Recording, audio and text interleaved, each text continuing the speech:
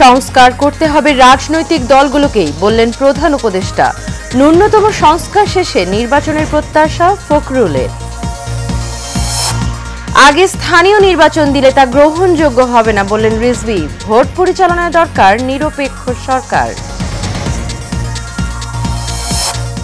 সরকার নিষিদ্ধ করলেও বন্ধ হয়নি পলিথিনের ব্যবহার, নিয়ন্ত্রণে অভিযান চলছে দাবি প্রশাসনের। এবং আখেরি মোনাজাতে শেষ হচ্ছে বিশ্ব ইজতেমার দ্বিতীয় পর্ব। টঙ্গীর তুরাগ তীরে লাখো মুসল্লির ঢল।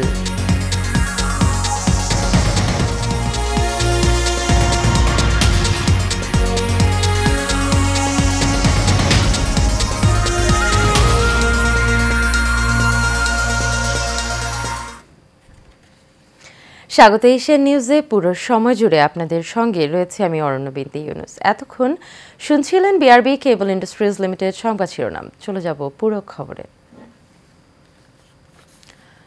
প্রধান উপদেষ্টা ডক্টর মোহাম্মদ ইউনুস বলেছেন, সংস্কার কমিশন তাদের অভিজ্ঞতার আলোকে প্রস্তাব দিয়েছে, তবে রাজনৈতিক দলগুলোর উপর নির্ভর করবে কখন, কতটুকু এবং কিভাবে সংস্কার করা হবে। গতকাল বিকেলে জাতীয় ঐক্যমত কমিশনের সঙ্গে রাজনৈতিক দলগুলোর বৈঠকে তিনি এই কথা বলেন। বৈঠক শেষে বিএনপি মহাসচিব ন্যূনতম সংস্কার করে নির্বাচন দেওয়ার প্রত্যাশা ব্যক্ত করেন। সাইফুল ইসলাম নয়নের রিপোর্ট। রাজধানীর ফরেন সার্ভিস একাডেমিতে জাতীয় ঐক্যমত কমিশনের সঙ্গে বৈঠকে বসে রাজনৈতিক দলগুলো। বৈঠকে প্রধান উপদেষ্টা বলেন, তরুণরা যে স্বপ্ন নিয়ে আত্মদান করেছেন সেরকম দেশ গড়তে হবে। সংস্কার কমিশন তাদের অভিজ্ঞতার আলোকে প্রস্তাব দিয়েছে, তবে রাজনৈতিক দলগুলোর উপর নির্ভর করবে কখন, কতটুকু এবং কিভাবে সংস্কার করা হবে। নতুন বাংলাদেশের জন্য এখন তৈরি যে নতুন নির্বাচনের মাধ্যমে যে সরকার গঠন হবে সেটার ব্যাপারে কোনো প্রশ্ন তুলবে না, যেহেতু আইন কানুন এগুলো সবাইকে আমাদের জানা আছে এবং এর মধ্যে রয়েছে, নির্দিষ্টভাবে রয়েছে। এটা নট সরকারের উপায় কারণ থাকবে না। আইন বানানোর কথা, আর এটাকে নট চর করতে সুযোগ না দেওয়া সেটার জন্য এতগুলো কমিশন বানাতে হয়েছে। কোন দিক থেকে কোথায় কোনটা করতে হবে সেটা। আজকে আমাদের সেই দ্বিতীয় পর্ব শুরু।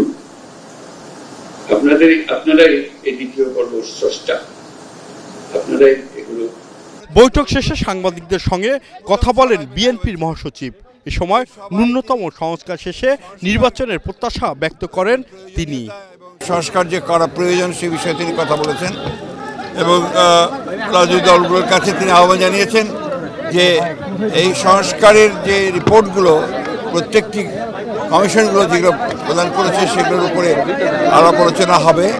দলগুলো সেগুলো নিয়ে কথা বলবে কমিশনগুলোর সঙ্গে এবং একটা ঐক্যমতে পৌঁছানোর চেষ্টা করা হবে। সেটাই আপনার মূল কথা। এবং সেজন্য আজকে প্রাথমিক আলোচনা, সেখানে বিভিন্ন রাজনৈতিক দল বিভিন্নভাবে কথা বলেছেন। আমরা আশা করব যে খুব দ্রুত এই সংস্কারের যে ন্যূনতম ঐক্যমত যা তৈরি হবে সেটার উপর ভিত্তি করে অতি দ্রুত জাতীয় নির্বাচন অনুষ্ঠিত হবে। এছাড়া বৈঠকে অংশ নেওয়া রাজনৈতিক দলের নেতারা জুলাই হত্যাকাণ্ডের বিচার ও সুষ্ঠু নির্বাচনের কথা জানান। আলোচনা করে যে বিষয়গুলোতে সকলেই ঐক্যমত্য পোষণ করবে সেই জাতীয় ঐক্যমত্য তৈরি করা দরকার এবং সেই ঐক্যমত্যটাই, অর্থাৎ ওই যে সমস্ত প্রশ্নে সকলে ঐক্যমত পোষণ করবেন সেটাই জাতীয় সনদ আকারে, ন্যাশনাল চার্টার আকারে সেটা আমাদের সামনে আসতে হবে। এটা টাইম ফ্রেম তিনি ঘোষণা করেছেন যে আগামী আশা করা যায় যে 6 মাসের মধ্যে দ্বিতীয় ধাপ সম্পন্ন হয়ে সংস্কারগুলো ঐক্যমতের ভিত্তিতে সাধিত হবে। সংবিধান সংস্কার হবে, নির্বাচন ব্যবস্থা সংস্কার হবে, বিচার এবং পুলিশ সহ অন্যান্য যে বিষয়গুলোতে সংস্কারের জন্য কমিশন গঠন করা হয়েছে সকল সংস্কারগুলো সম্পন্ন হবে, এটা আশা করা হচ্ছে। আওয়ামী লীগকে আমরা নিষিদ্ধ ঘোষণা দেখতে চাই। একটা টেররিস্ট অর্গানাইজেশন হবার জন্য যা যা ক্যারেক্টারিস্টিক দরকার প্রত্যেকটা আওয়ামী লীগ করেছে, গত 16 বছর ধরে করেছে। যে সরকারিভাবে যেন তাদেরকে টেররিস্ট অর্গানাইজেশন হিসেবে আখ্যায়িত করা হয় এবং নিষিদ্ধ ঘোষণা করা হয়। একই সাথে আজকের প্রসঙ্গের বাইরে আরেকটা আলোচনা আমরা নিয়ে এসেছিলাম এনডিএম এর পক্ষ থেকে, সেটা হলো জাতীয় নির্বাচনের আগে যেন কোনোভাবেই স্থানীয় নির্বাচন না করা হয়। জানেন আপনারা, ইউনিয়ন পরিষদের নির্বাচন অনেক বেশি রক্তক্ষয়ী সংঘর্ষ সেসব জায়গাতে হয় এবং গ্রাউন্ড রিয়ালিটি আলাদা। আওয়ামী লীগকে গ্রাউন্ড রিয়ালিটি তো অনেকেই মানে না, মেনে নিবে না। তো এই সন্ত্রাস যাতে কোনোভাবেও না হয় এবং স্থিতিশীল জানি থাকে এবং কোনো ধরনের কোনো সংস্কারই জানি জাতীয় নির্বাচনকে বিলম্বিত না করে। জাতীয় ঐক্যমত্য কমিশনের বৈঠকে 26টি দল ও জোটের প্রায় 100 জন নেতা অংশ নেন। সাইফুল ইসলাম নয়ন, এশিয়ান টেলিভিশন, ঢাকা। জাতীয় সংসদ নির্বাচনের আগে স্থানীয় নির্বাচন বা অন্য যে কোনো সংস্কারে বেশি গুরুত্ব দেওয়া হলে জনগণের কাছে তা গ্রহণযোগ্য হবে না বলে মন্তব্য করেছেন বিএনপির সিনিয়র যুগ্ম মহাসচিব রুহুল কবির রিজভী। গতকাল রাজধানীর আগারগাঁওয়ের রোড টু ইলেকশন শীর্ষক রাউন্ড টেবিল আলোচনায় তিনি এই মন্তব্য করেন। সরকার হচ্ছে জনসমর্থিত সরকার, আন্দোলন সংগ্রাম এবং গণতন্ত্রের লড়াই যারা দীর্ঘদিন রাজপথে ছিলেন তাদের সমর্থিত সরকার। সুতরাং এই সরকার সবসময় মানুষের সেন্টিমেন্ট ধারণ করেই তারা কাজ করবে। এই সরকারকে নিশ্চিত করতে হবে একটা অবাধ সুষ্ঠু নির্বাচন, পার্লামেন্টারি নির্বাচন, যেটা জনগণ দীর্ঘদিন ধরে যে নির্বাচনে ভোট দিতে পারেনি সেই আস্থাটা ফিরিয়ে দিতে হবে। অন্তর্বর্তী সরকার ক্ষমতা গ্রহণের পর থেকেই পলিথিন ব্যাগ ব্যবহারের বিরুদ্ধে শক্ত অবস্থান নিলেও বাস্তবে তার প্রভাব খুব একটা পড়েনি। অক্টোবরে সুপার শপে এবং নভেম্বর থেকে বাজারে পলিথিন ব্যাগ নিষিদ্ধ করে সরকার, কিন্তু এর ব্যবহার পুরোপুরি বন্ধ হয়নি। প্রতিদিনই শুধু ঢাকা শহরে 4.5 কোটি পলিথিন ব্যাগ বর্জ্য হিসেবে ফেলা হয়। প্রশাসনের দাবি পলিথিনের উৎপাদন বন্ধে মোবাইল কোর্ট চলমান রয়েছে। ওয়ালিদ সিদ্দিকীর বিশেষ রিপোর্ট।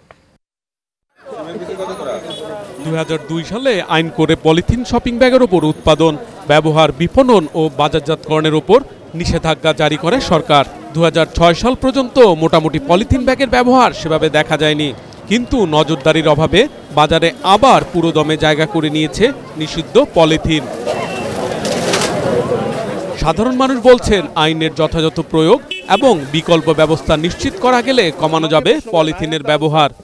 সচেতনতা এবং এইটা একটা প্রক্রিয়া, প্রসেস, এইটা চলতে থাকবে কন্টিনিউয়ালি। একটা টাইম ফ্রেম দিতে হবে, 3 বছর 6 বছর। এই টাইম ফ্রেমের মধ্যে আস্তে আস্তে এটা অবসলিট করে দেওয়া যাওয়ার সুযোগ আছে আমি মনে করি। নিষিদ্ধ করছে, বাট পলিথিনের বিকল্প কোনো ব্যবস্থা করে নাই। এটা কি হচ্ছে, পাবলিক হ্যাসেল হচ্ছে। আগে থেকে যদি পাটের ব্যাগ বা যে ন্যাচারাল যে সোর্সগুলো আছে সেইগুলো যদি ব্যবস্থা হওয়ার পরে যদি হতো তাহলে আমাদের জন্য ভালো হতো। বিক্রেতারা বলছেন কম দামে বিকল্প ব্যাগের ব্যবস্থা না করলে পলিথিনের ব্যবহার কমানো সম্ভব নয়। এটার দাম হচ্ছে অল্প, আর বিকল্প যেগুলো বের করতে চেষ্টা করতেছে ওগুলোর দাম হলো দ্বিগুণ পড়ে যায়। পাবলিক তো নেবে না, ঘুরে ঘুরে পাবলিক এটা পুরোই ছড়ে। পরিবেশ মন্ত্রণালয়ের গঠিত পলিথিন মনিটরিং টিমের আহ্বায়ক অতিরিক্ত সচিব তপন কুমার বিশ্বাস বলেন, উৎপাদন বন্ধে মোবাইল কোর্ট কাজ করছে। এরই মধ্যে সুপার শপগুলো পলিথিনের বিকল্প ব্যাগ ব্যবহার করছে বলেও দাবি করেন তিনি। হ্যাঁ, মোবাইল কোর্ট চলমান রয়েছে, মোবাইল কোর্টের ম্যাচের সংখ্যা বাড়ানো হয়েছে, তারা ড্রাইভ দিচ্ছে, আর মনিটরিং কাজও চলছে।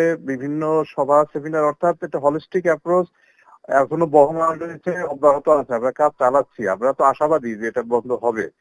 প্রায় 2 যুগ ধরে পলিথিনের ওপর নিষেধাজ্ঞা রয়েছে, কিন্তু পরিবেশ বান্ধব সহজলভ্য বিকল্প তৈরি করা যায়নি। ফলে পলিথিনের ব্যবহার বন্ধ করা কঠিন হয়েছে, এমন কথাই বলেছেন বিশেষজ্ঞরা।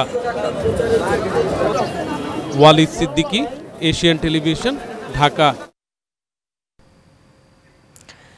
দ্বিতীয় পর্বের বিশ্ব ইজতেমার আখিরি মোনাজাত আজ। এই ইজতেমা অনুষ্ঠিত হচ্ছে মাওলানা সাদ অনুসারীদের অংশগ্রহণে। রোববার বেলা 12টায় আখিরি মোনাজাত পরিচালনা করবেন মাওলানা সাদ কান্ধলবির ছেলে ইউসুফ বিন সাদ। আখিরি মোনাজাতের আগে হেদায়েতি কথা বলবেন মাওলানা ইউসুফ বিন সাদ। আখিরি মোনাজাত উপলক্ষে নিরাপত্তা নজরদারি বাড়িয়েছে গাজীপুর মেট্রোপলিটন পুলিশ। ইজতেমা শেষে বাড়ি ফেরা মুসল্লিদের যাতায়াত সুবিধার জন্য 8টি বিশেষ ট্রেনের ব্যবস্থা করেছে রেলওয়ে বিভাগ। এদিকে এখন পর্যন্ত ইজতেমা ময়দান থেকে 3 জনের মৃত্যুর খবর পাওয়া গেছে।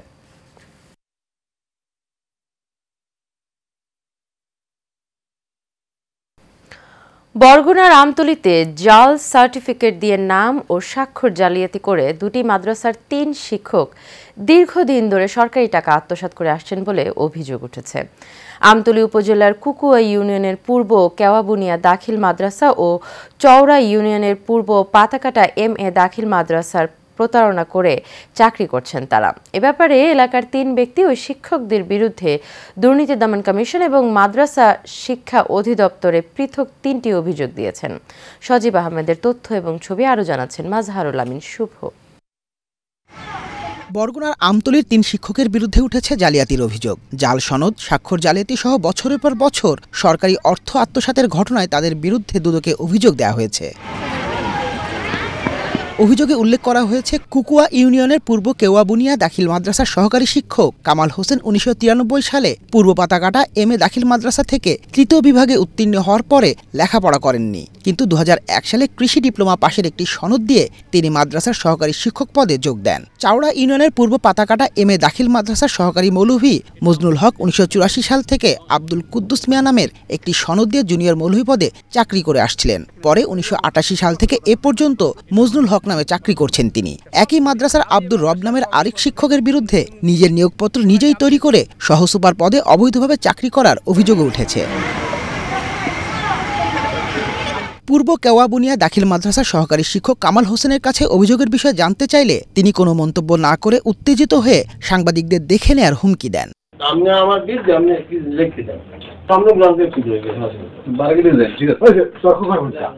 আর পূর্ব পাতাকাটা এমএ দাখিল মাদ্রাসার শিক্ষক মজনুল হক ও আব্দুর রবের কাছে অভিযোগের বিষয়ে জানতে চাইলে তারা বলেন, একটি কুচক্রী মহল অপপ্রচার চালাচ্ছে। এটা আমার বিরুদ্ধে একটি ষড়যন্ত্র এবং আমাকে প্রতিপন্ন করার জন্য একটা অপপ্রচার। সম্পূর্ণ মিথ্যা। আমি এই মাদ্রাসার সহ সুপার পদে একাল প্রায় 1949 থেকে, ওনাকে আমি আনছি 1987 সালে। সহ সুপার পদ দাবি করে সহ সুপার পদে সে নিয়োগ যোগদান এটা করছে, এটা ওনার নিজের হাতে লিখিত। এদিকে আমতলী উপজেলা দুর্নীতি দমন প্রতিরোধ কমিটির সভাপতি বলেন, অবৈধ পন্থায় সরকারি অর্থ আত্মসাৎ করার বিষয়টি দুর্নীতি দমন কমিশন দেখবে এবং পরবর্তী ব্যবস্থা গ্রহণ করবে। সরকারি অর্থ গ্রহণ করেছে এবং অবৈধ পন্থায় গ্রহণ করেছে, আত্মসাৎ করেছে, এই ক্ষেত্রে দমন কমিশন এটা দেখবে, তারা তদন্ত করবে এবং পরবর্তীতে ব্যবস্থা গ্রহণ করবে। বিষয়টি নিয়ে জানতে চাইলে আমতলী উপজেলা মাধ্যমিক শিক্ষা কর্মকর্তা মুঠোফোনে বলেন, অভিযোগ পেলে যাচাই করে প্রয়োজনীয় ব্যবস্থা নেওয়া হবে। আমার কাছে আবেদন পাওয়া যায়নি, আবেদন পাওয়া গেলে বিষয়টি আমি যাচাই করে প্রয়োজনীয় ব্যবস্থা গ্রহণ করার জন্য ঊর্ধ্বতন কর্তৃপক্ষকে জানাবো। মাজহারুল আমিন শুভ, এশিয়ান টেলিভিশন। পাবনায় বিএনপি নেতা শামসুল খানের উপর সন্ত্রাসী হামলার প্রতিবাদে বিক্ষোভ মিছিল এবং প্রতিবাদ সভা হয়েছে। বেড়া উপজেলার কৈটোলা ইউনিয়ন পরিষদের সামনে উক্ত প্রতিবাদ সভা অনুষ্ঠিত হয়। এ সময় উপস্থিত ছিলেন বিএনপি নেতা ও ইউপি চেয়ারম্যান মহসিন উদ্দিন পিপুল, সাবেক chairman Anisur Rahman Anis, panel chairman Rafiqul Islam Rafiq সহ অনেকেই।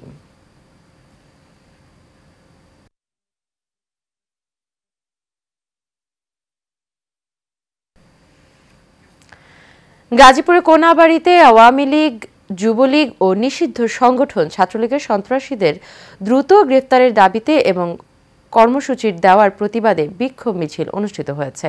বিসিবি 1 নং গেটের সামনে থেকে এই বিক্ষোভ মিছিল শুরু হয়ে ঢাকা টাঙ্গাইল মহাসড়ক ঘুরে কোনাবাড়ি পল্লী বিদ্যুতের সামনে এসে শেষ হয়। এ সময় উপস্থিত ছিলেন কোনাবাড়ি থানা বিএনপির যুগ্ম সাধারণ সম্পাদক মাসুম রানা, মহানগর যুবদল নেতা আমজাদ হোসেন জুয়েল সহ বিএনপি ও অঙ্গ সংগঠনের নেতাকর্মীরা।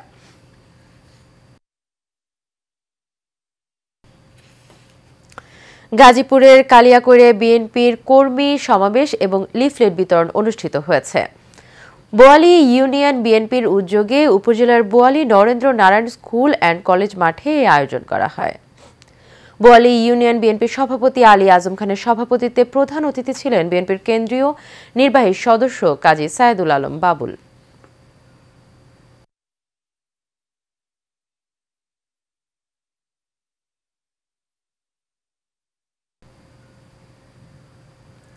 কুমিল্লার 14 গ্রামে পাশাকোট দারুস সুন্নাত দিনিয়া মাদ্রাসার 2 দিনব্যাপী বার্ষিক ইসালে সাওয়াব মাহফিল আখিরি মোনাজাতের মাধ্যমে শেষ হয়েছে। শাহ সুফি মোহাম্মদ মোহেবুল্লাহ এর স্মরণে আয়োজিত মাহফিলে প্রধান অতিথি ছিলেন সারসিনা দরবার শরীফের পীর ও হিজবুল্লাহ আমির মুফতি শাহ আবু নসর নিসারউদ্দিন আহমেদ হুসাইন। মাহফিলে ওয়াজ করেন সারসিনা দারুস সুন্নাত কামিল মাদ্রাসার মুহাদ্দিস মাওলানা বুরহানুদ্দিন সালেহী সহ অন্যান্যরা।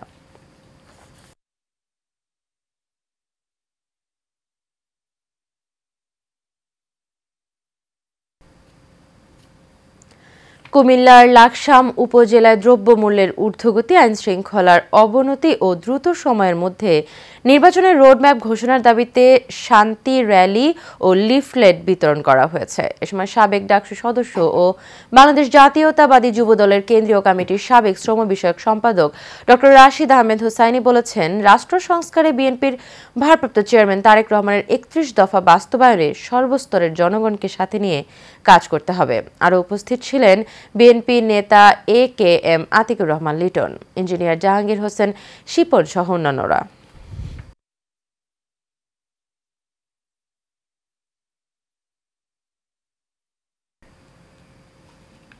গাজীপুরের কালিয়াকৈরে বিএনপির ৩১ দফা বাস্তবায়নে লিফলেট ও বই বিতরণ করা হয়েছে।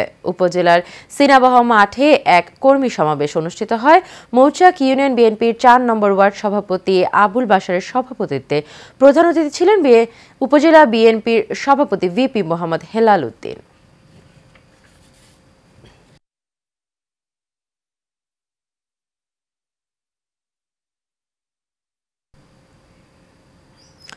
গাইবান্ধা জেলার সামগ্রিক উন্নয়নে সমস্যা চিহ্নিতকরণ, সমাধান ও করণীয় শীর্ষক সেমিনার অনুষ্ঠিত হয়েছে। গাইবান্ধা শহরের জেলা পরিষদ মিলনায়তনে এই কর্মসূচির আয়োজন করে বৈষম্য বিরোধী ছাত্র আন্দোলন ও জাতীয় নাগরিক কমিটি গাইবান্ধা জেলা। কর্মসূচিতে বৈষম্য বিরোধী ছাত্র আন্দোলন ও জাতীয় নাগরিক কমিটির সদস্য ছাড়াও শিক্ষক, ছাত্র সংগঠনের নেতা, সমাজসেবক, শ্রমিক ও দিনমজুর উপস্থিত ছিলেন।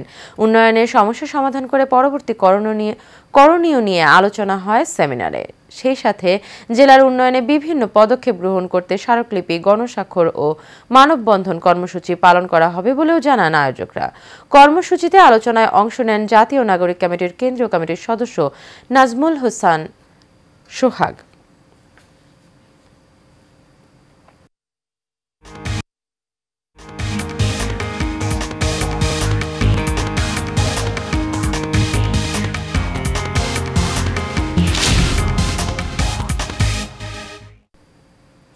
এবার আন্তর্জাতিক প্রসঙ্গ। যুদ্ধবিরতি চুক্তির অংশ হিসেবে আজ আরও ৩৬৯ জন ফিলিস্তিনি বন্দীকে মুক্তি দিয়েছে ইসরায়েল সরকার। বিনিময়ে ৩ ইসরায়েলি জিম্মিকে মুক্তি দিয়েছে গাজা উপত্যকা নিয়ন্ত্রণকারী সশস্ত্র সংগঠন হামাস।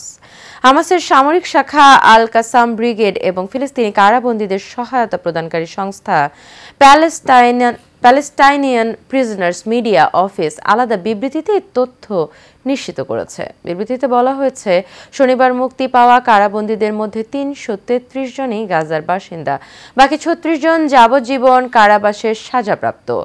এই ৩৬৯ জন ফিলিস্তিনি কারাবন্দীর বিনিময়ে ৩ ইসরায়েলি জিম্মিকে মুক্তি দেওয়া হয়েছে।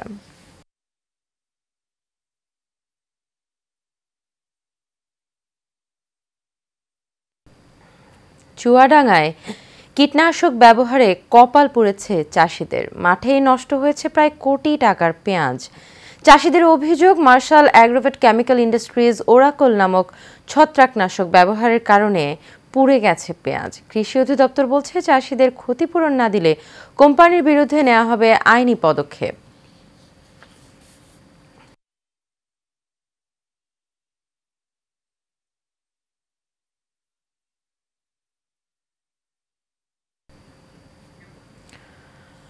চট্টগ্রামে রিহ্যাবের উদ্যোগে ১৩ জানুয়ারি থেকে শুরু হওয়া আবাসন মেলার শেষ দিন আজ। আয়োজিত এই মেলায় নিজেদের বিভিন্ন সুযোগ সুবিধার পাশাপাশি আকর্ষণীয় মূল্য ছাড়ের কথাও জানান আবাসন প্রতিষ্ঠানগুলো। বিভিন্ন শ্রেণী পেশার মানুষের সুবিধা দিতে এমন আয়োজন বলছে রিহ্যাব। মেলায় একই ছাদের নিচে সব মিললেও দাম নিয়ে মিশ্র প্রতিক্রিয়া ক্রেতা বিক্রেতাদের। আবার অনেকেই বুকিং দিয়েছেন পছন্দের ফ্ল্যাট ও প্লট। শেষ দিনেও এই আবাসন মেলাকে ঘিরে উৎসাহ উদ্দীপনার কমতি নেই ক্রেতা সাধারণের মাঝে।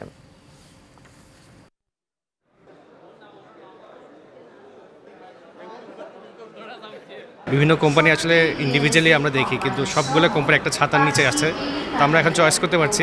যদি প্রাইসে মিলে তো হয়তো তখন একটা বুকিংয়ের বিষয় আসছে। মেলা একটু ভালো ছাড় দিচ্ছে, তারা অনেক সুযোগ সুবিধা দিচ্ছে। প্রত্যেক কোম্পানি এরকম করে বলতেছে, কিন্তু রেডি করা ফ্ল্যাট না, অর্ধেক করছে অর্ধেক করেনি, এরকমের যেতেও তো আমার ভয় লাগে। বিভিন্ন কোম্পানি বিভিন্ন রকম অফার দিচ্ছে। মেলা উপলক্ষে কিছু ডিসকাউন্টের ব্যবস্থা করেছে। যারাই আমাদের মেলা চলাকালীন বুকিং দিবে তাদের জন্য আমরা 10% ডিসকাউন্ট রাখছি এবং এই মেলার পরেও আমরা 1 সপ্তাহ আমাদের গ্রাহকদের জন্য এই সুবিধাটুকু আমরা রাখছি। শেষ করবো এশিয়া নিউজ, তবে যাবার আগে বিআরবি কেবল ইন্ডাস্ট্রিজ লিমিটেড সংবাদ শিরোনামগুলো জেনে নেব আরও একবার।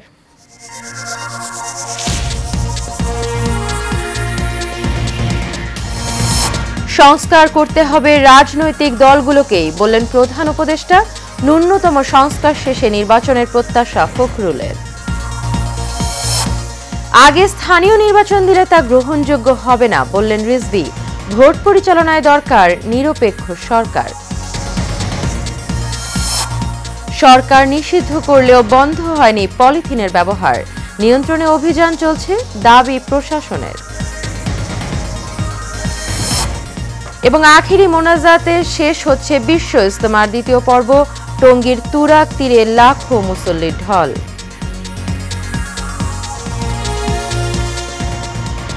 এশিয়া নিউজ এ পর্যন্তই। পরবর্তী সংবাদ দেখার আমন্ত্রণ রইল। এতক্ষণ সাথে থাকার জন্য সবাইকে ধন্যবাদ।